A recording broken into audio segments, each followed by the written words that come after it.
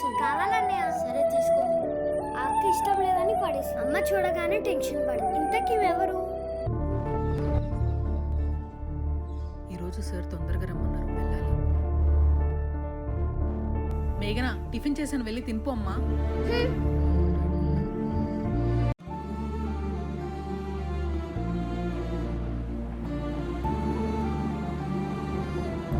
నమస్తే సార్. నమస్తే నమస్తే. ఏంటి మేడం అలా చూస్తున్నారు? వీడేంటి ఇలా తింటున్నాడనేగా? వీడెలా నా కూతురుని వెతుకుతాడనేగా? అయ్యో లేదు సార్, నేనెందుకు అలా అనుకుంటాను. సరే పది మేడం వెతుకుదాం. సరే సార్. అక్క చెప్పండి. ఈ పాపని ఎక్కడైనా చూసారా? చూడలేదమ్మా. పదండి సార్. అక్క